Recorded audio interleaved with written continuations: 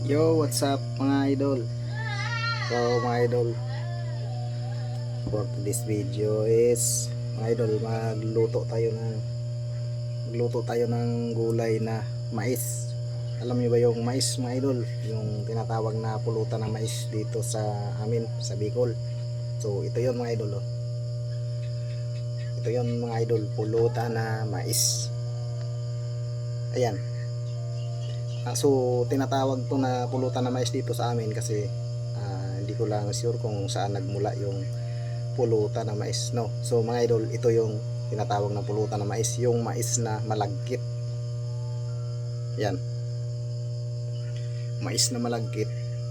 Hindi po to linalaga mga idol, pero nasa inyo kung ilalaga nyo. Pero para sa amin, sa nakasanayan namin is masarap to gulayin. So yung tinatawag na ginarip, no. So yung kinakaros siya ng kutsilyo. Ayan mga idol. Tapos may nakahanda tayo ditong gulay kasi nasa probinsya tayo, nasa bukid tayo, no. So wala tayong pang dito, pang sahog, panghalo, no. So gulay lang mga idol, ito purong gulay.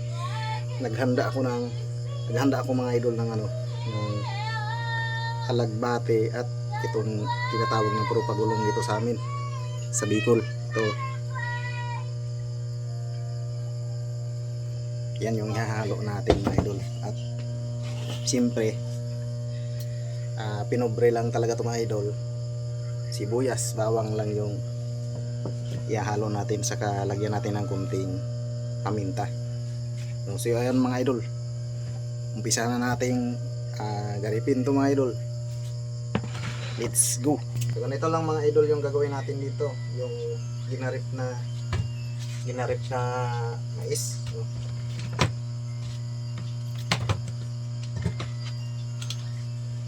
Ito yung ginagawa nito mga idol.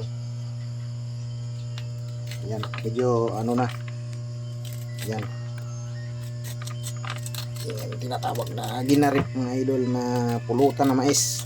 Pulutan mga idol. Ito yung tinatawag na pulutan mais kasi malagkit ito.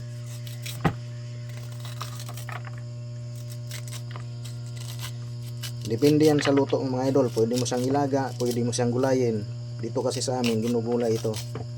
Sarap to mga idol. Yan, oh. Ganito yung pagano nito.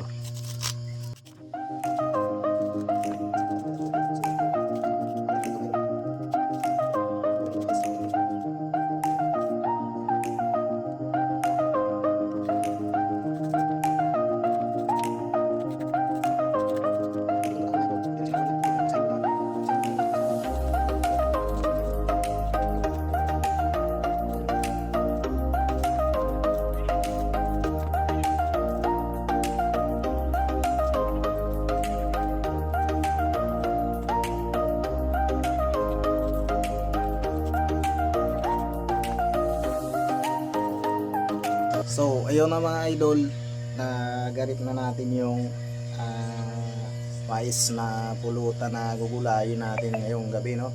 So ito na mga idol, oh. Ito na yung tinanggalan natin ng laman. Tapos ito naman yung laman mga idol, oh. Yung tinatawag na ginarip na pulutan na mais, no. Ito na yon. Ayan. Lulutuin na natin to mga idol. Pero para sa akin mga idol, kung talagang sasarapan mo ang pagluto nito is ang ihahalo mo raw dito, sabi nila na masarap na panghalo mga idol, yun ay karning manok daw. So ngayon wala tayong budget, no. So wala tayong pang-afford ng karning manok. So gugulayin pa rin natin to mga idol. Napakasarap nito. Gisahin natin sa sibuyas, bawang, saka ibang pangsangkap, no. Katulad nitong hinanda nating gulay. Itong gulay napaka-fresh pa nito. Galing pa to sa garden natin sa likod. No, ito.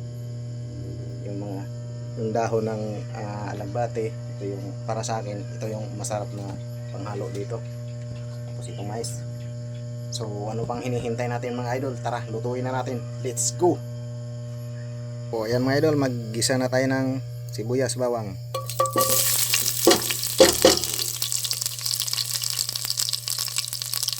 Siyempre mga idol, ilagay na natin yung ating mais.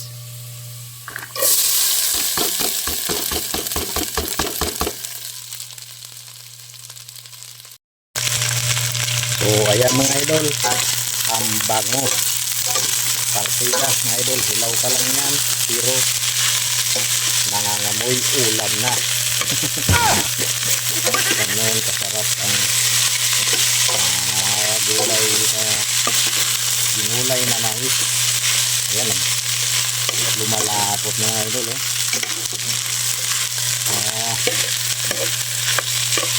Sarap ito mga idol, lumalapot na. Siram sana,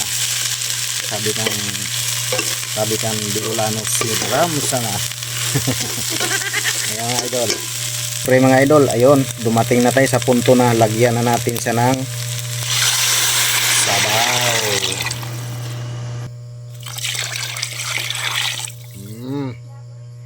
Daming sabaw. Kailangan natin maraming sabaw mga idol. Ayan o. Yummy. Mais.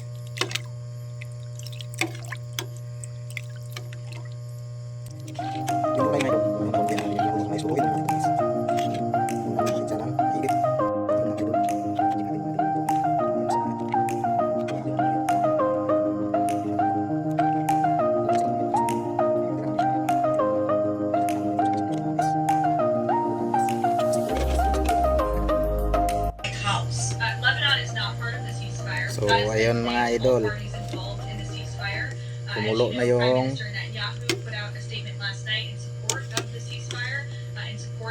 sinabawang mais. Ayan, kumulo na mga idol. Ano mga idol, diba mukhang masarap mga idol? Mukha pa lang yan mga idol, pero pag natikman mo yan, baka sabihin mo more pa, more. Mga idol, masarap talaga mga idol. Promise mga idol. Wala pa yung mga dahon ng gulay dyan mga idol na panghalo dyan. Wala pa mga idol. Diyan pa lang mga idol. Diba? Tikman natin yung sabaw.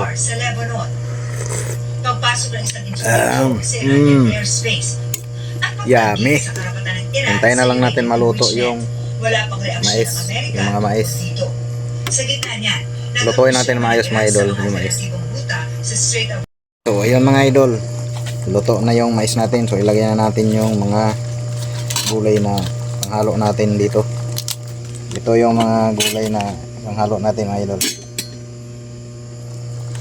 So ilagay na natin.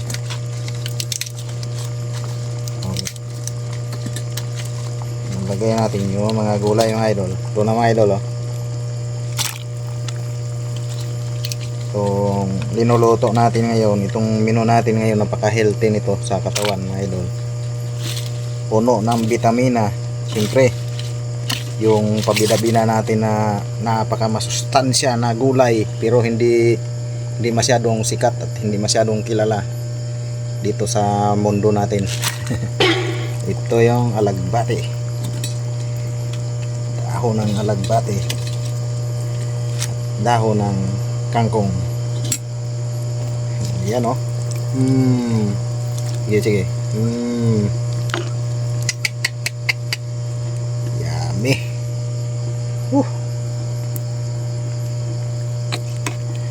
Yan mga idol o. Ayan. Ayan.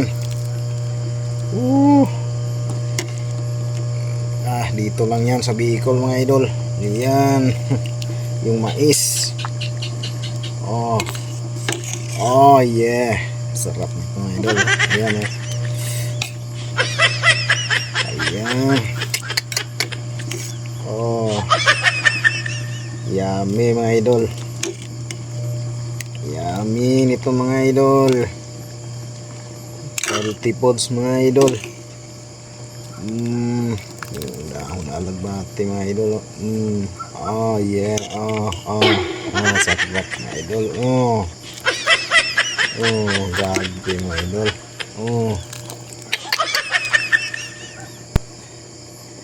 Takpan muna natin mga idol. Napapatakam ako mga idol eh.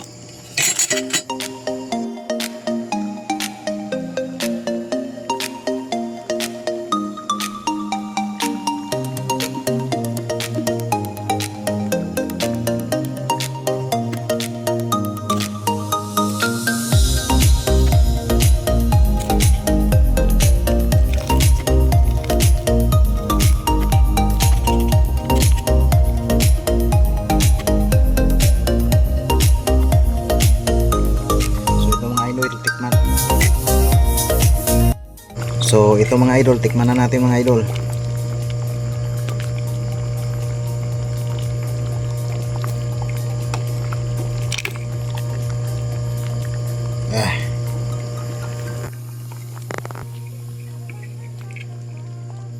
Init.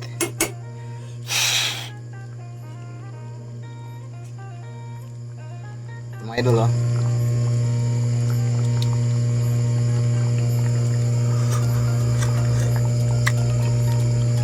Oh yeah. Oh yeah. Oh.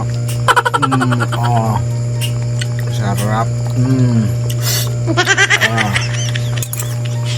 Oh yeah. Oh. Grabe. Sarap mga idol.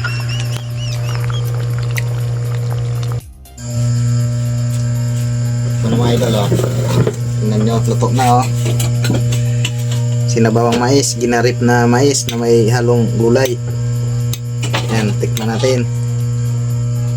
Tikman natin ha. Unang subo para sa inyo. Yan. Cheers. Matulog na eh. Yeah. Yeah. Yummy. Iba talaga pag sarap yung nakain mga idol.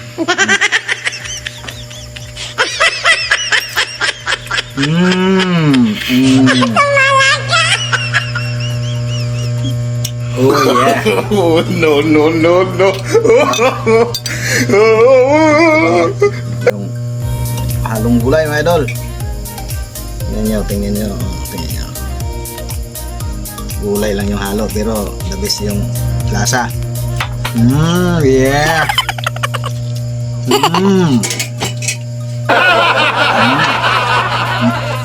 May buhok pa.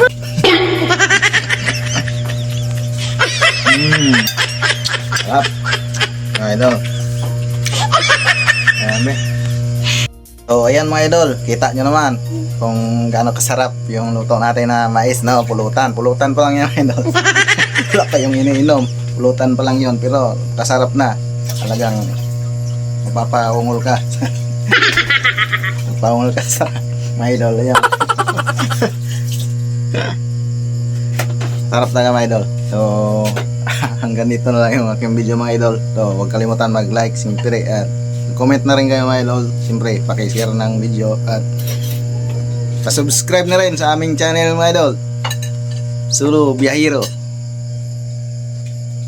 Peace out.